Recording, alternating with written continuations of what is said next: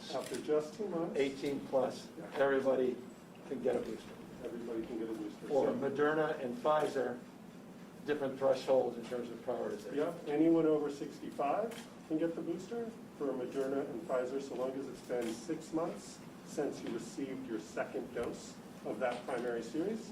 And for Moderna, it's half the dose. It's 0.15 instead of 0.3. For Pfizer, it's the full 0.3.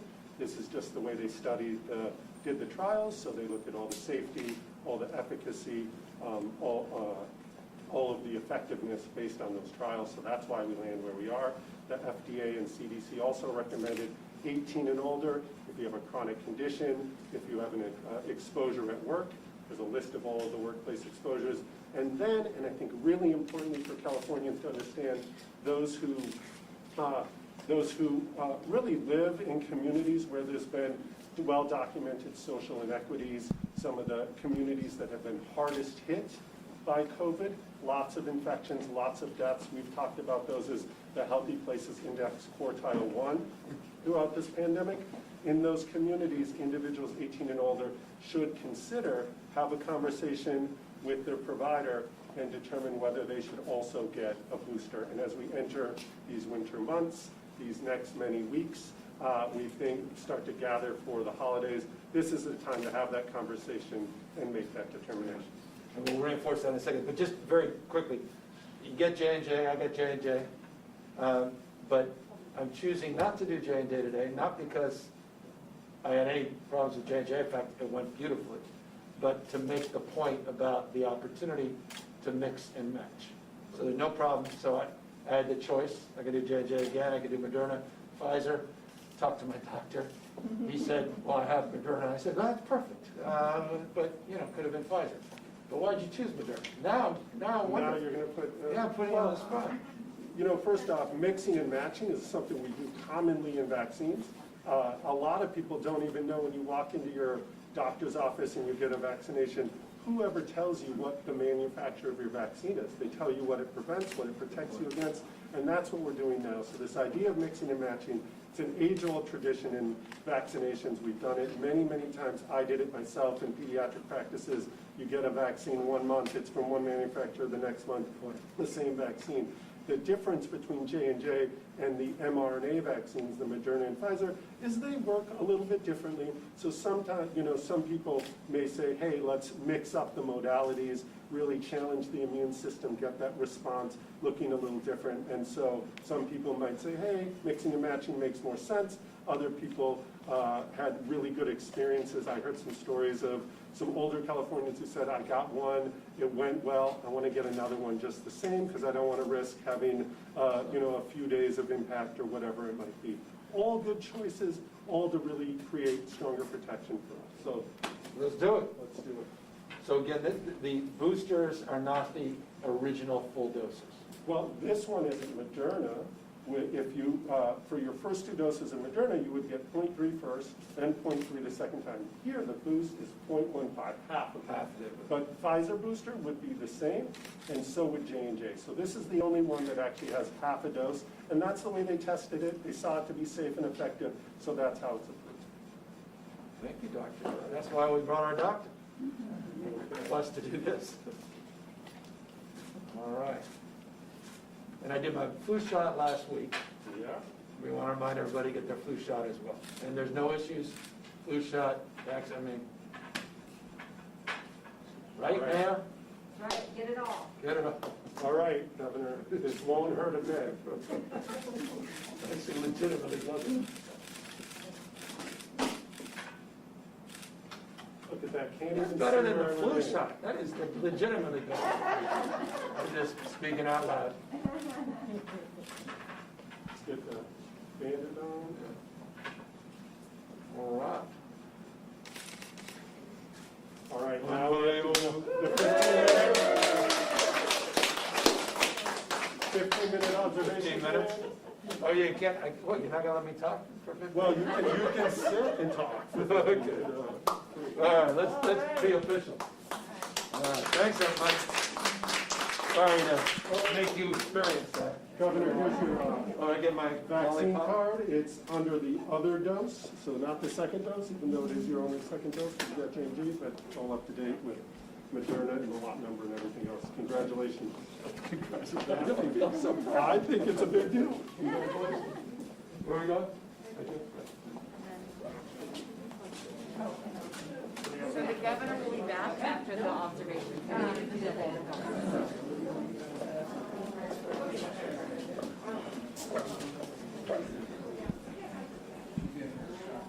My shot too.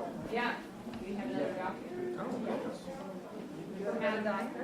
I'm not gonna give it to myself, I promise. Do you know which one you're gonna get? I'm gonna get the Pfizer. Well, yeah, I guess so. I have it.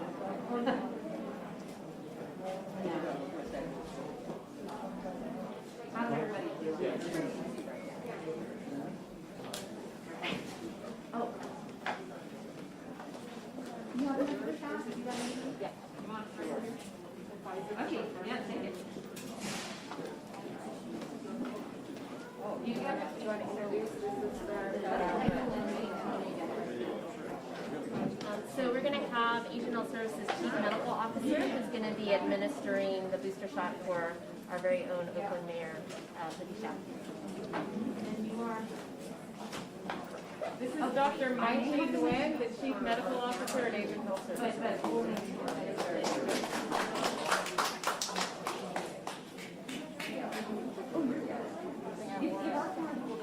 shirt that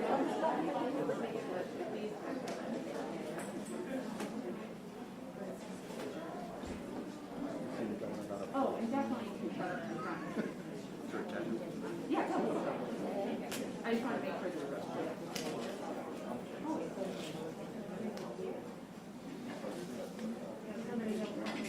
What?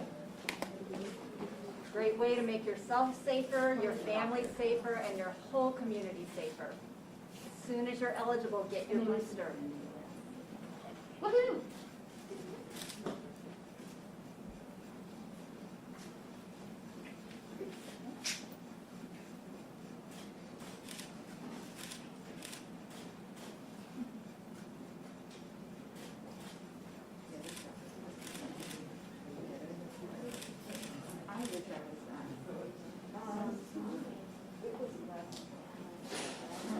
Best feeling shot ever.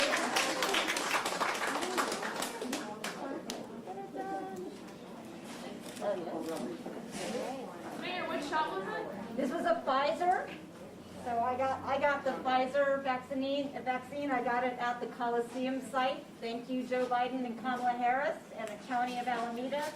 And now I'm feeling safer and like I'm taking care of my community. And now our assembly member.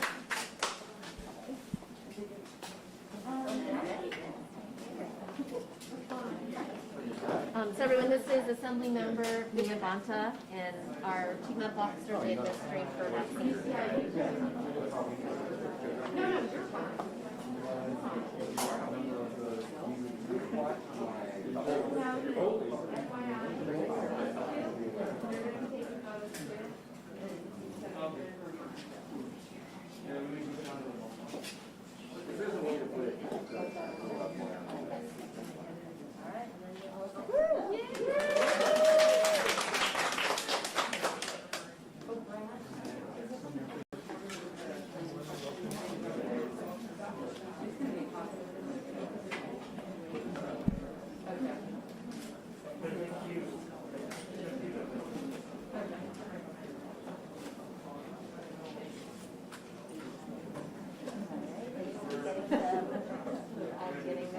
So I'm Assembly Member Mia Bonta, the Assembly Member for this district. I got the Pfizer shot over 6 months ago at the Oakland Coliseum site as well, and today I'm getting the Moderna booster.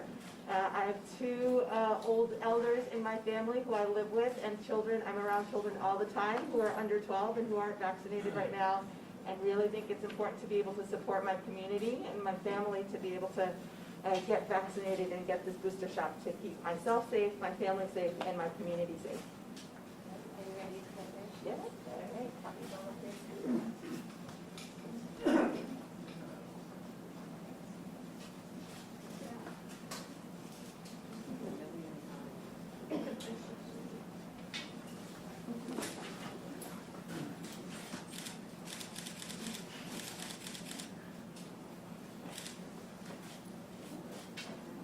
Thank you so much, Dr. Wynn.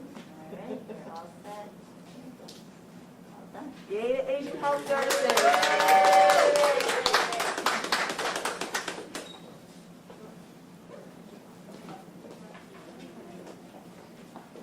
Okay.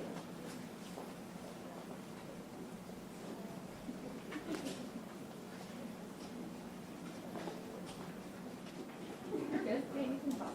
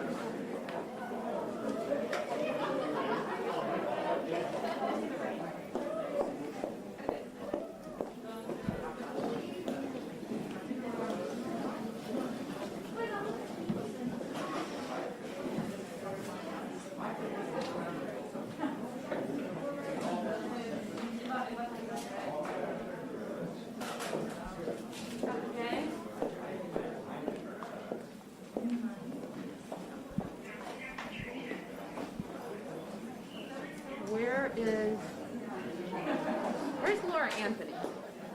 Laura. Laura?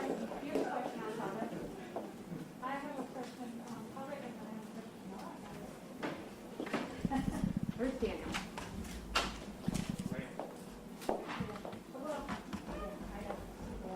I think you know how Laura kick us off with questions? Yeah, that's fine. We go left to right.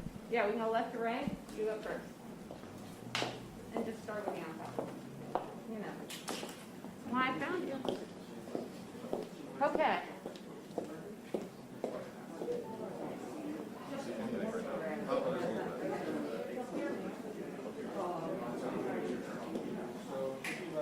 Can you check the mic one more time while you're please? Bill, mic check.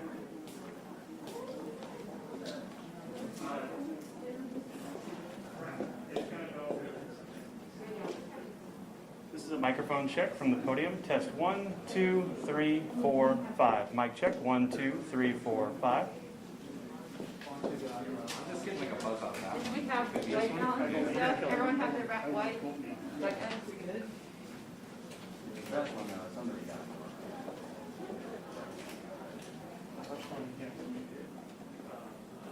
Pretty good.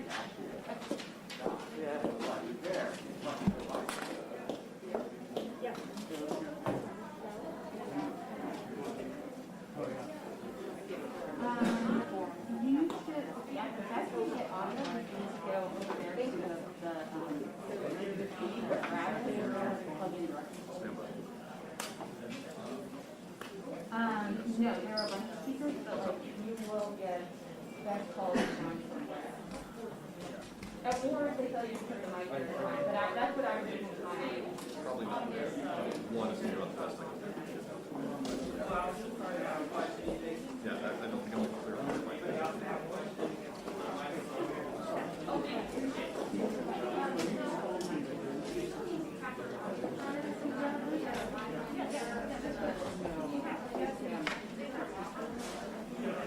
What time is it?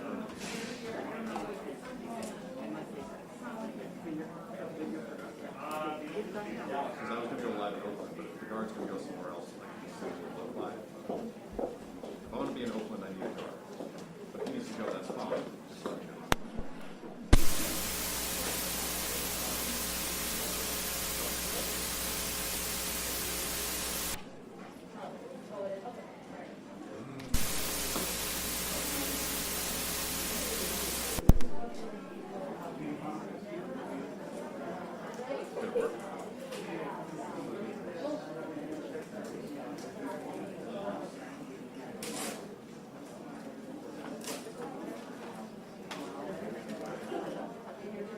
Yeah.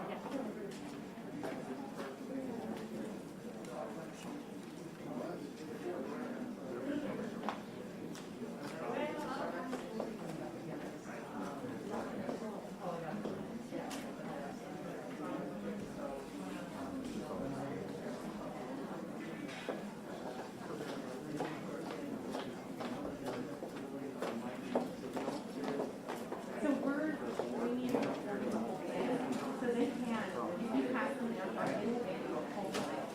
And that will probably, I don't know that might be about it. Okay, well, and you can drive with your own ground.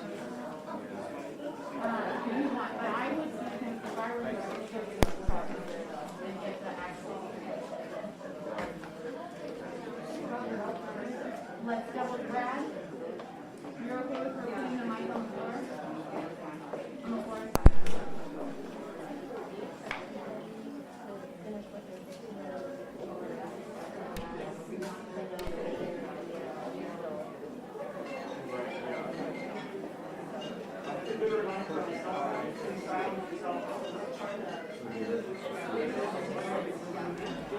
Hey guys, yeah, that's actually a great reminder. Can everyone actually double check your phones now and make sure that they're in fact turned off on silent? You're good? Yes. So everyone double check your phones, please. Looking at everybody. You might be closing. I'm going to close the door. You can ask.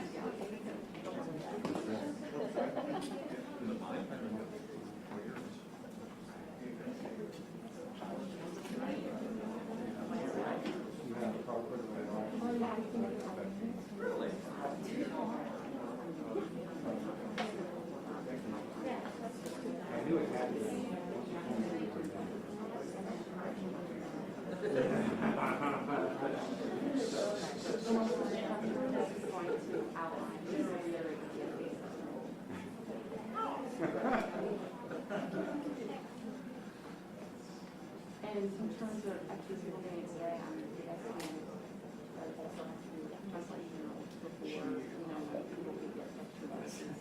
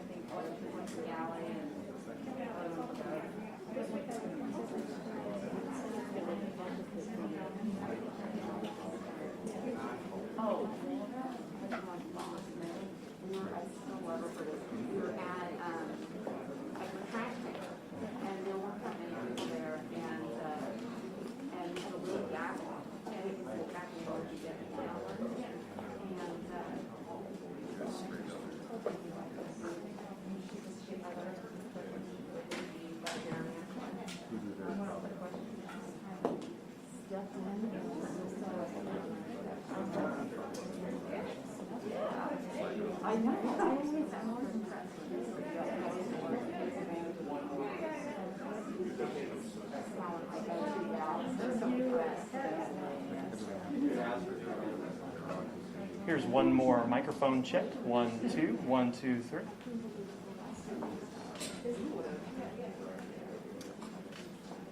Yeah.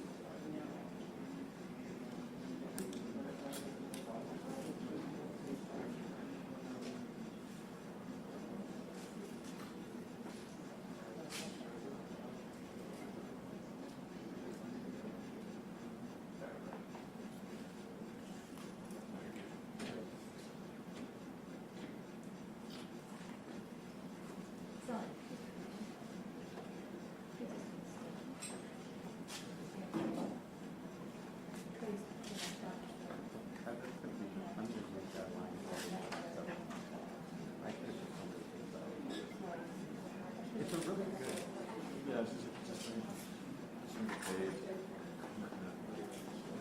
start handing out things to be here all day. That's my philosophy.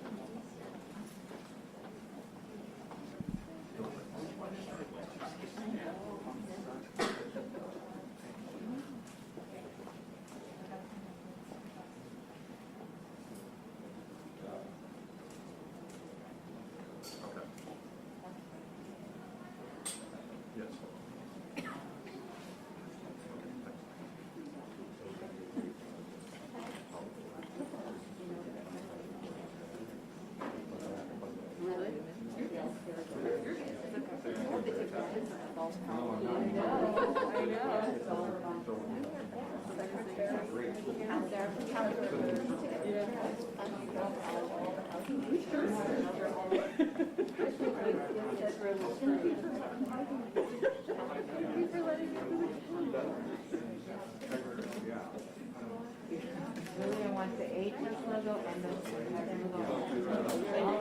I'm saying we got get the logo on the A plus logo. Supervisor. Beautiful. Women rising. Yay!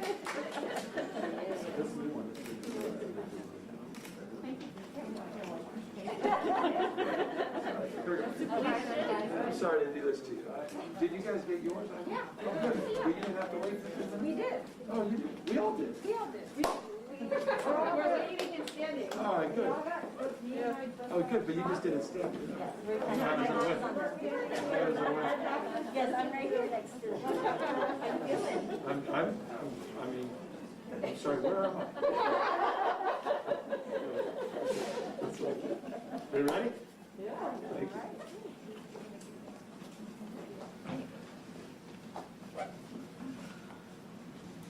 Good morning, everyone. My name is Julia Liao, and I'm the incoming Chief Executive Officer of Asian Health Services. And I stand here with the incoming President of Asian Health Services, Tu Quach. And together we would like to extend a very warm welcome to all of you here today to this special event. We are very honored and greatly privileged to welcome Governor Newsom and to join forces to highlight the importance of boosters and those who are eligible for it. Asian Health Services has been a staunch supporter and proud partner for Governor Newsom's mission and policies. Asian Health Services, we've been around for nearly 4 decades. In fact, 47 years to be exact. We provide medical, dental, behavioral health services for over 50,000 patients throughout Alameda County. And we are so proud to be able to do this with cultural competence, with compassion, and with top quality care in 14 languages, of which 12 are of Asian ethnicity. Asian Health Services, during the past 18 months, we have been at ground zero in the midst of a dual pandemic of both COVID and the rise in anti-Asian hate and violence. But we have also been at ground zero in terms of our advocacy, locally, state, and nationally, and the fight back. And so we are so pleased to be addressing these dual pandemics really from a public health framework and lens. And it's with that lens that we are able to care and outreach to our communities, and not only our communities, but also the communities of our brothers and our sisters.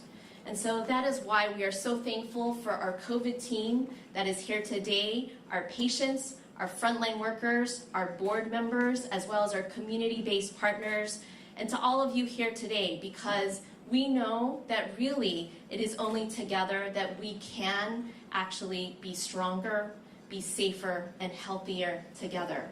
And so we are so pleased to have Governor Newsom here today visiting our clinic and entrusting our healthcare teams who have been here since day one of the pandemic caring for our communities and patients to receive his booster shot.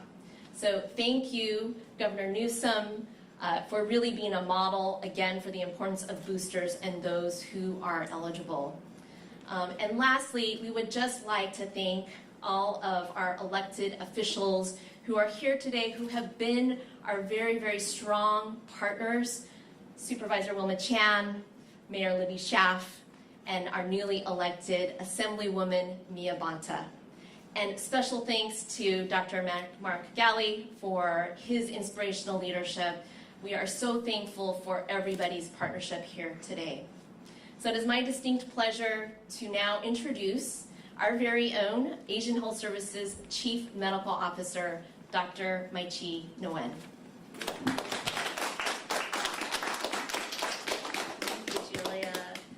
It's my honor to be here with all of you today.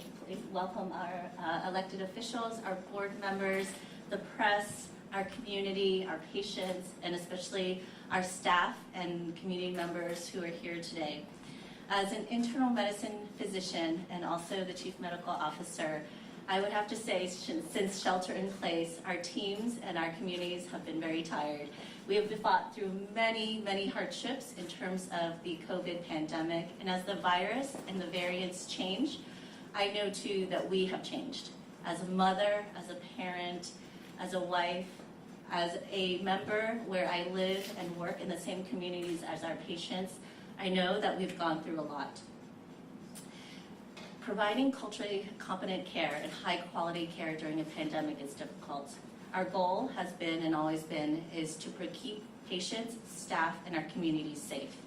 We want to make sure that we do that in addition to providing the culturally competent primary care services in language and in the communities and places where patients need.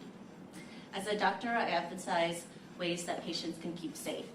Wear a mask, wash your hands, make sure that you stay home when sick, and most importantly, get vaccinated. It's been an honor and a privilege to be able to vaccinate our communities and our assembly elected officials today. I wanted to say that if you are still hesitating, the vaccines are highly effective and also safe. They help prevent severe illness, hospitalizations, and death. We don't want to see another person succumb to the COVID pandemic if we can help it. With the good news of the boosters that came about last week, we at Asian Health Services, along with our community, has enacted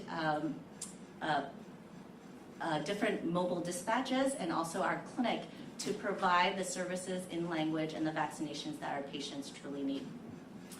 One of the things that I want to encourage folks is that if you are eligible for the booster, please do so. We're allowing a mix and match strategy and through the CDC, and we wanted to encourage folks that if you have any questions, please talk to your primary care provider to determine which vaccine is best for you.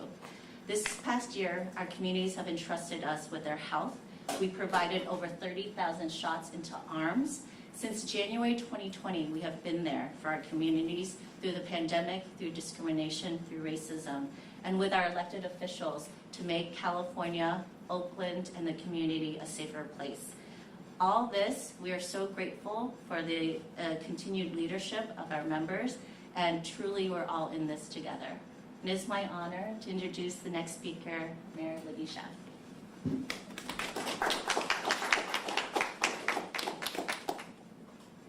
Thank you so much. Your speaking skills are as good as your shot giving skills.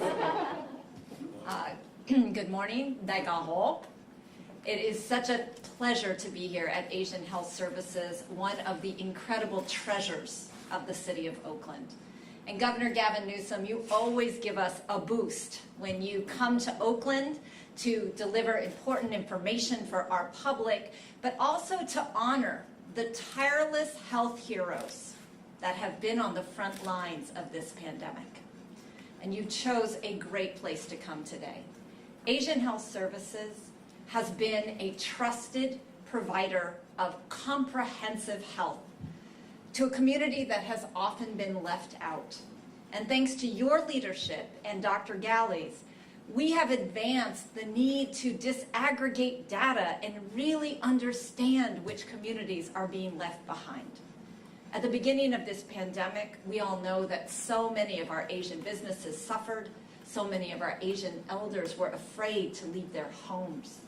But because of these trusted health providers, we saw high levels of testing, of information, of people that were willing to trust these providers to get the help they needed to stay healthy during this pandemic.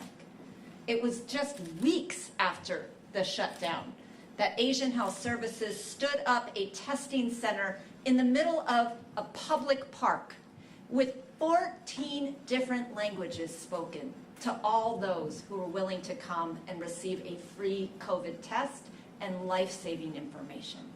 That is the type of heroism that I hope we all tell as we come through this pandemic together. Now today our message is to give Oakland a boost. If you are one of the only roughly 10% of Oaklanders who have not yet gotten at least one vaccination shot, please give your loved ones a boost. Give your community a boost by getting vaccinated. As I was visiting some of the residents who came today to get booster shots, a young man was wearing a shirt with the picture of his aunt who died of COVID. Do not let it be too late for our loved ones. Please get vaccinated. I got my booster today because my work entails a lot of public contact. I'm an emergency responder as your mayor. And so again, if you have any question that you're eligible for a booster, please inquire with your medical provider. The booster felt great. It really did. I feel so good that I'm doing my part to make this community safer. And with that, it is such a pleasure to introduce someone who has been a health champion long before this pandemic.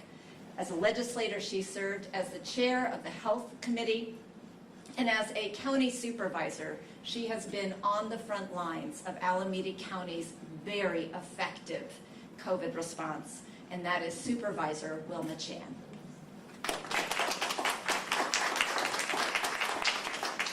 Thank you. I want to really thank the governor for coming here. It's been a long, winding road for this community in terms of the hatred against Asians, as well as just the health of this community. And I want to thank Asian Health Services as well. We have adopted a model, Alameda County, of relying on our community clinics. And I am sure that without Asian Health Services, there'd be so many people out there in the community without their vaccines. And that holds true for all our community clinics. They've done a fantastic job. They were one of the first organizations that did testing in this county and had results within one day. So people didn't have to wait for a really long time. So I want to congratulate and thank all the staff who are here. In terms of Alameda County, we're doing pretty well. California as a whole is doing great. I think we're the only state that's not in the red zone, which is thanks to the governor's leadership. That's no small feat because it hasn't been easy. We have a very diverse population with many different kinds of health needs and many different kinds of attitudes towards health. So in Alameda County now, 84% of eligible people are fully vaccinated, 84%. And we have been doing a door-to-door campaign with our private partners. We knocked on 60,000 doors in the last couple months and had 14,000 conversations with people. And we worked in the census tracts with the lowest rates, particularly among Blacks and Latinos. And although we still have a ways to go, 72% of Latinos are now fully vaccinated in Alameda County, which is a big, huge jump. 66% of African Americans are fully vaccinated. And our highest vaccinated population is Native Americans because of the clinic and because of the work that they did.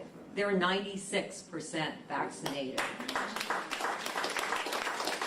So on the boosters, it's really important for people to get their boosters. Although the shots are very, very effective, their potency does wane a little over time, and we want really everyone to be fully protected. And in Alameda County, we're going to focus on the elderly, that means over 65, and on those with underlying conditions. We'll be working with clinics, but in terms of our own efforts, we're going to be focusing on the older population and those who have underlying conditions. And at this time, we're also getting ready for vaccinating the 5 to 11-year-olds, which we expect to start maybe in about 10 days to 2 weeks. We're going to be partnering with 7 school districts to make sure that this young population gets vaccinated, to protect them and to protect their families. So I'm very happy to be here today. Again, thank you to the governor, to the mayor. And it's now my pleasure to introduce our newest assembly member, though she's not new to health and children's policy, Mia Bonta. Thank you to Supervisor Chan. I'm Mia Bonta, Assembly Member for this district. I'm so proud that again our governor is here highlighting the incredible work that people in our community have done. Thank you to my new doctor, Dr. Nguyen, who actually administered my booster today. I'm so thankful to be able to support my family and my community in so doing. I just want to encourage us all, if you are eligible to receive the booster, getting a booster shot is the best way to be able to continue to protect yourself, your family, and your community from the COVID-19 and all of its variants. When we talk about needing to be a resilient community, it requires resilient action. And the simplest thing that we can do right now is to go to our trusted providers like Asian Health Services to ensure that we're actually getting our booster. I live with people who are elderly. I have children, and I'm around children all the time who are under 12 years old, and I'm so thankful that they have an opportunity to now get vaccinated as we roll out that vaccination. But as we consider taking care of our communities, it requires every individual to act with resilience. And the best, strongest way to be able to be resilient in this moment right now is to get a booster. So I'm thankful that we're doing that today. And that we're highlighting through our governor and his presence here today the importance of doing that. So thank you to Asian Health Services. Thank you to all of the community providers out there who are making us ensure that we can be the most resilient community possible. Thank you. And with that, I get to introduce our honored Governor Newsom. Thank you so much. Thank you, all of you, for the privilege of your time, and I'm sorry we had to extend that time with a 15-minute break as we all got our booster shots. But it's great to be here.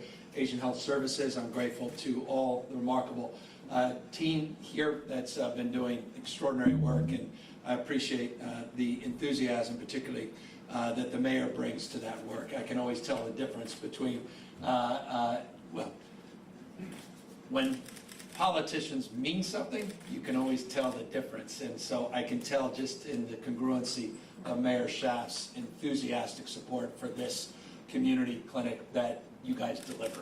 And so I just want to recognize that and recognize all of you for your extraordinary work and your leadership in the community. Supervisor, those are, I was just whispering to Supervisor, those are remarkable numbers in terms of those that have been fully vaccinated here in Alameda County. And it's just a reminder that any state vision has to be realized at the local level. I say this over and over and over again. Localism is determinative. And so I just want to thank the local leadership here at the county level. I want to thank the mayor at the city level for her incredible leadership. And I want to thank our new assembly member for her strong advocacy and support of our health efforts at the state level to make sure that we're supporting these efforts to not only advance the cause of getting more of the unvaccinated vaccinated, but now the cause that unites us here today, and that's encouraging more boosters so that we can address legitimate concerns around waning immunity. Now, I want to be sober about the moment we're in because in many ways it's reminiscent of where we were last year. I want to acknowledge the progress we've made because we should, and I want to thank 40 million Californians for their resilience and for allowing us the privilege of maintaining the lowest case rate, 1 or 2, the first or second lowest case rate in the United States of America for now well over a few months, to continue to lead the nation in terms of a modest transmission rate, to continue to have among the lowest positivity rate, 2.2% today, it was 1.9% a few days ago in America. We have 53.3 million doses of vaccine that has been administered. No one comes close, and we're consistently among the top 10 in terms of doses, first doses that have been provided to our 18-plus population, 88.1% as of this morning. 88% of eligible Californians 18 and over have received at least one dose. So those are nation-leading facts. But it's also a stubborn fact that this time last year we were at 3.3% positivity. 2.2% this year, but 3.3% last year today. Today, we chronicled about 4,000 new cases. Last year, today, it was about 6,000. But I want folks to understand why this is more important than it may appear. We're not just here to promote boosters in an abstract. We're here to promote caution and the imperative of considering getting boosters, particularly if you're in these categories with underlying conditions or you're a vulnerable population, 65 and over and the like, because of what we anticipate happening this winter, because what we experienced last winter. We have fared extraordinarily well this summer compared to many and most states. But if the past has any instruction to the future, just consider some stubborn facts. This time last year, on the 24th of October, we had about 6,000 cases. 1 month later, we had 18,000 cases. A month after that, 54,000. Basically a tripling of cases every month. That was last year. And we all remember what occurred last winter, in December and January.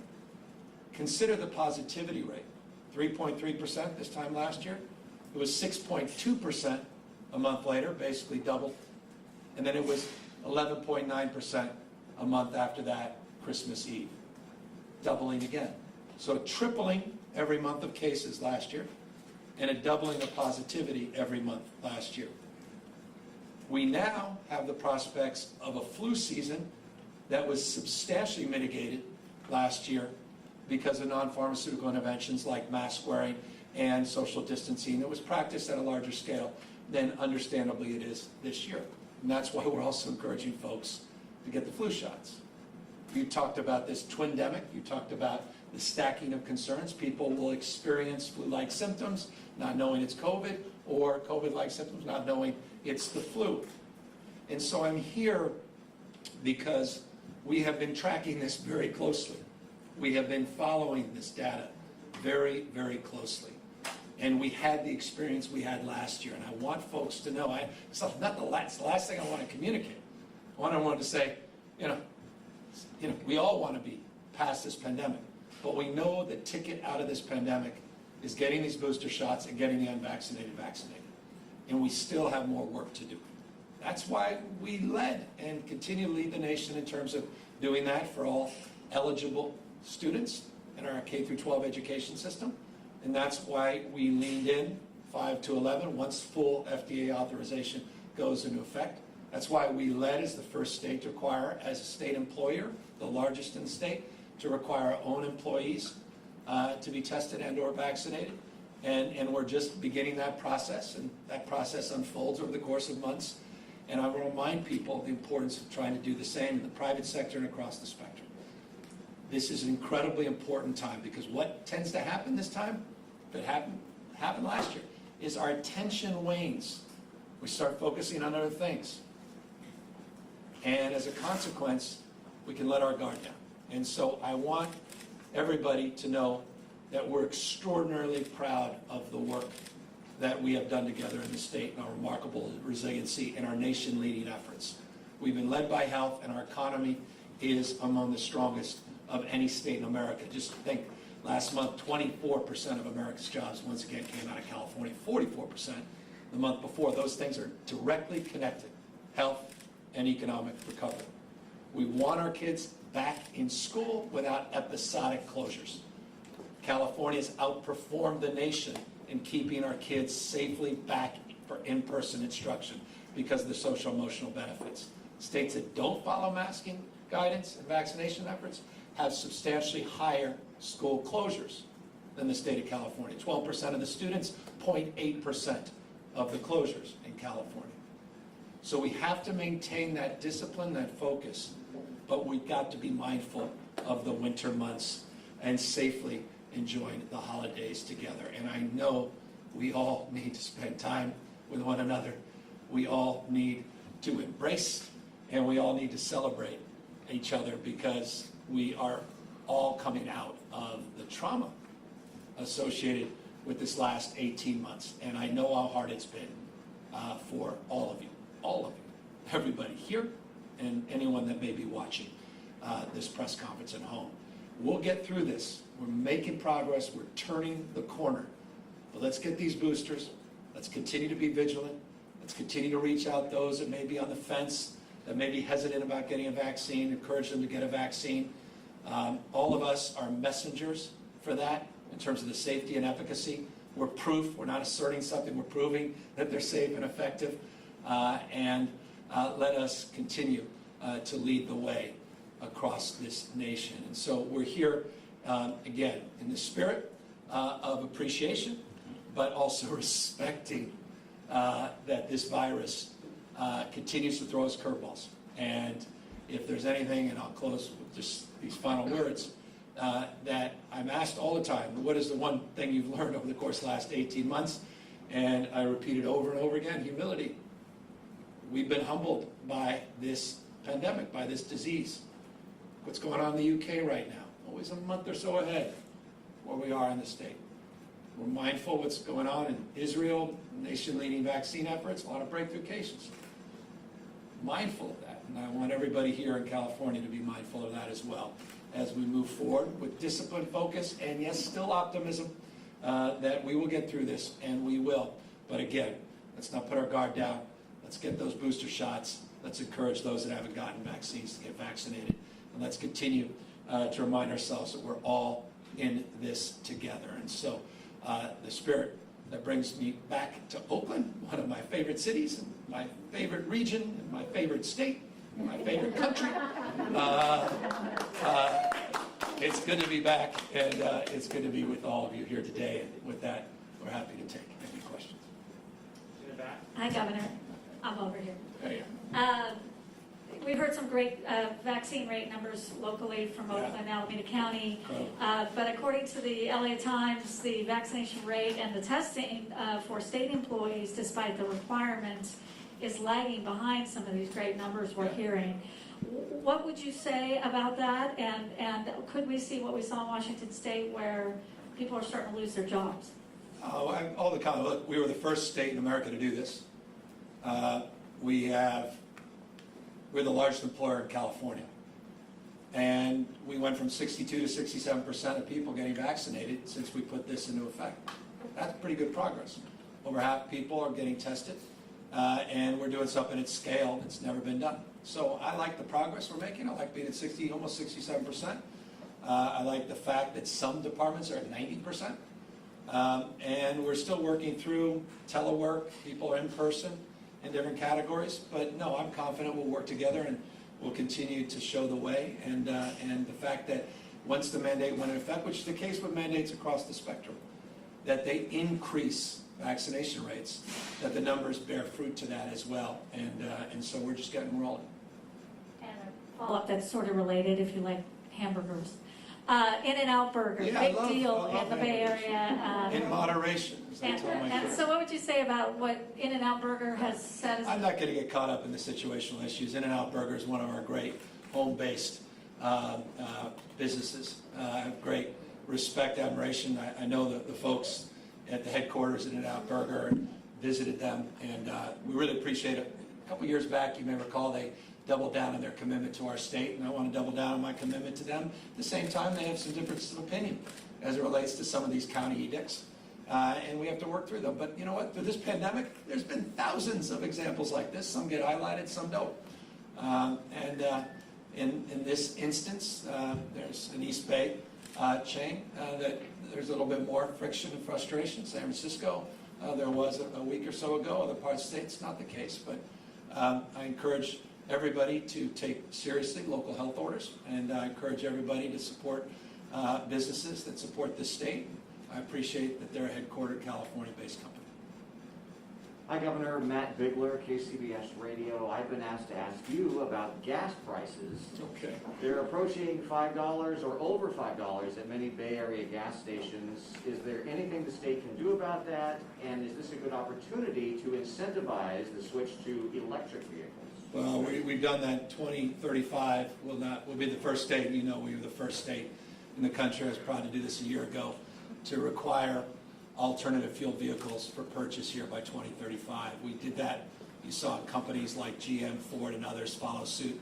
We'll be off at COP in Glasgow at the UN Climate Summit, celebrating our nation-leading efforts as it relates to converting from all gas engines to alternative fueled vehicles. And no other state in America comes close to our leadership in that space. So that it's a right question in the context of your previous question about gas prices, a way of sustainably getting out of this paradigm, because it's a paradigm that is repeated every single year. There's not an October that I've been governor or lieutenant governor where I haven't heard that question posed. Every time this year, and I don't mean that to be dismissive of it. It's deep anxiety for folks, particularly at fixed income, low income, the cost of gasoline. It tends to be the case around October in particular that we start to see those gas prices rise. Interestingly, later in the year, those gas prices begin to fall back. The specific question I imagine prompted today is prompted by some refinery issues that are more situational that occurred because of the storm a few days ago that may have an impact here in this region. And I'm mindful of that as well. So look, this state, through the leadership of our Attorney General, has looked at price gouging. There's been a lot of investigation in that space. There are a lot of issues around how we can be more competitive from a gas perspective. But I don't think there's anything more important than disabusing ourselves that oil has to be part of our future. It doesn't. This doesn't have to be repeated year in and year out. We should be immune from concerns around what OPEC is doing, what Saudi Arabia is doing, the manipulation of the markets, and the vagaries of oil prices. And we have the technology to do that. We have the know-how to do that. And California's #1 export is electric vehicle. 60 headquarter companies in the state, 34 manufacturing companies. Over half the electric vehicles in this country, or roughly half, are purchased in this state and owned in this state. We're going to accelerate that transition, and you saw that we began that anew last week with setbacks for health and safety, nation-leading efforts at 3,200 feet as well. And I'll be talking again a lot more about that in the UN meeting next week. Hi, Governor. Melissa Colorado with NBC Bay Area News. Just trying to see if there's any update on the state student vaccine mandate now that more children are going to be eligible very soon. Any talks about perhaps moving that date of July 1st, 2022, maybe earlier? I know Supervisor Wilma-Chan says the county's working with several districts in terms of vaccinating students, but can you give us any update on the student vaccine mandate? It's status quo ante for now, meaning we led the nation in terms of that announcement.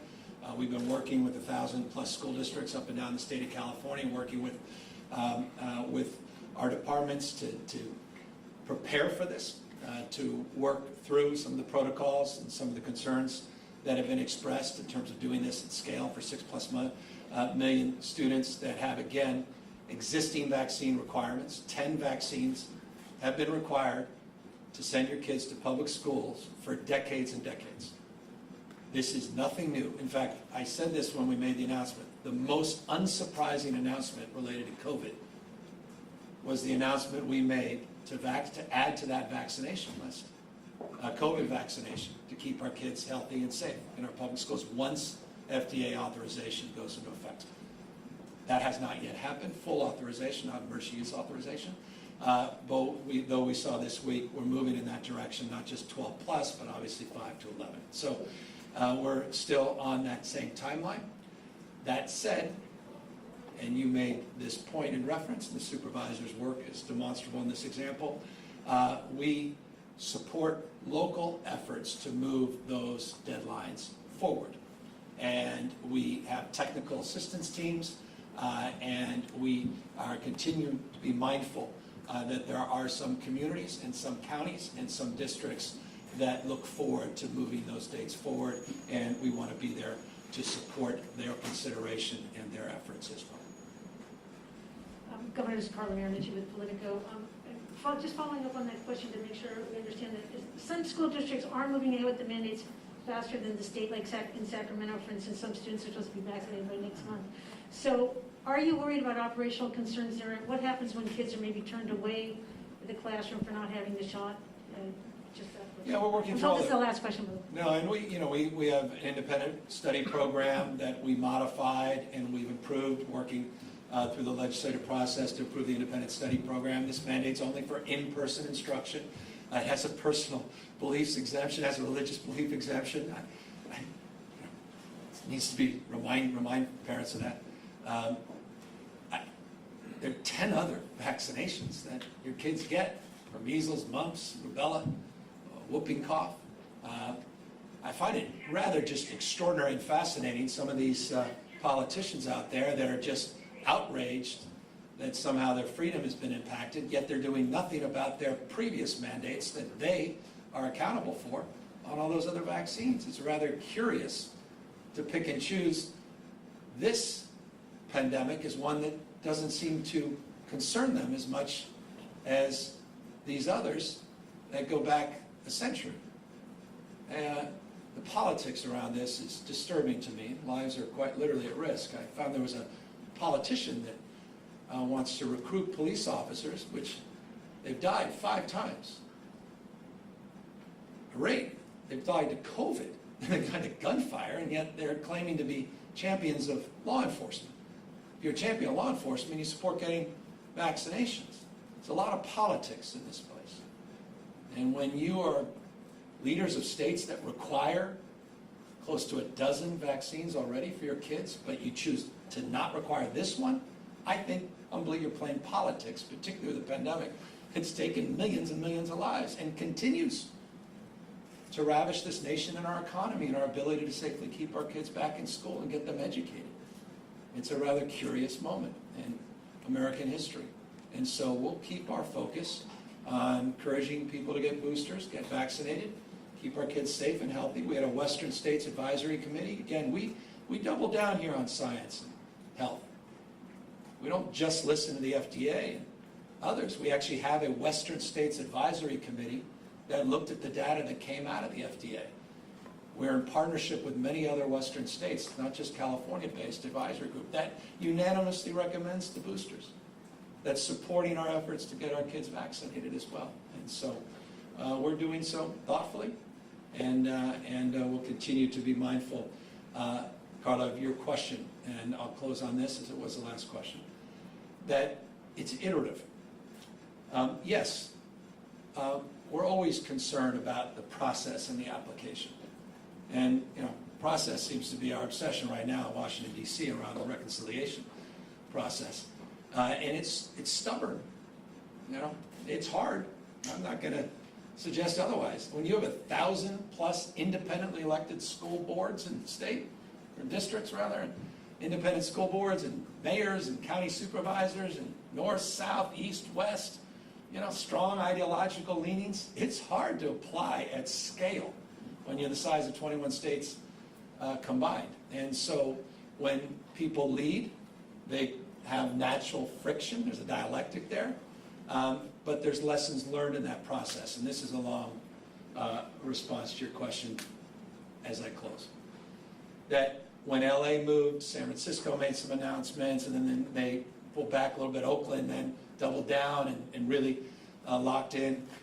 Lessons are learned in that process.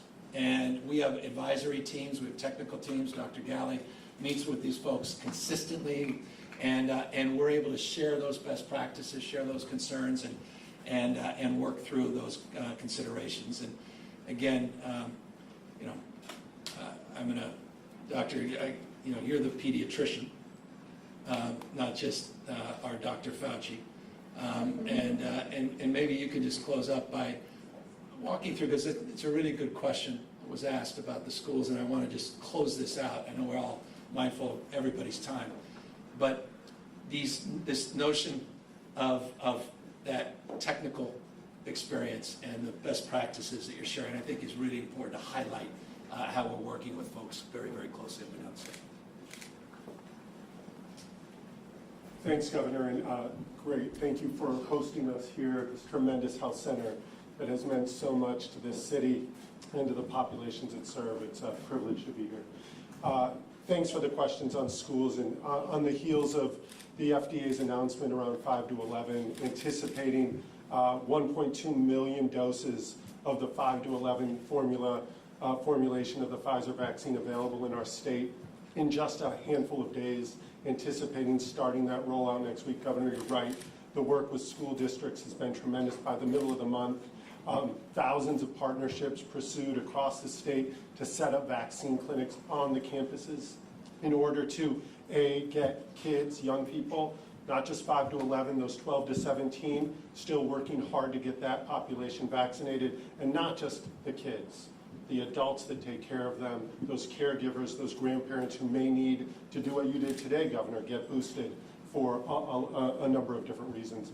So we're really interested and excited about that. And one thing that I think gets lost in this message, I think a lot of parents wonder, well, why?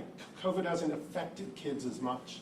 The truth is COVID has caused more deaths. It's among the top 10 killers of kids in the last year.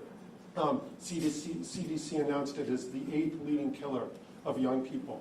So this is not just another thing for kids to take the hit, take one for the team. This is about protecting kids, prioritizing kids, keeping schools going, keeping schools safe, getting back to normal. So as a pediatrician, father of 4, Governor, I know you're a father of 4, we have a real obligation to highlight that this is about our kids, not about the adults. Yes, there's the benefit of protecting the families, making sure that abuela is protected in a way when she or grandpa might have an underlying condition and at risk.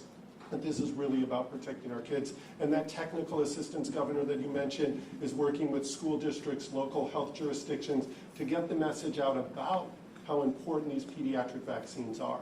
They are safe, they are effective. The formulation that came out, that is 1/3 the dose, 0.10, not 0.3, for the Pfizer vaccine has been shown to create the kind of immune response we want to see in terms of protection, and create the kind of risk profile that people are comfortable with. And that is not just endorsed by the FDA. Next week we'll see it through the CDC, hopefully the same outcome. And then immediately, like you said, Governor, our own Western states, some of the leading immunization experts, not just in California, not just in the nation, but across the globe, debating what we should do here, and I expect endorsing exactly what we see, that these are safe. So the work we're doing with our schools, with parents, with pediatricians, family practitioners, clinics like this one, to spread that news that this is about prioritizing kids, this is about protecting young people, I think is key. 9% of the state's population is 5 to 11. Do you know what that means? That means adding 9% more to that blanket of protection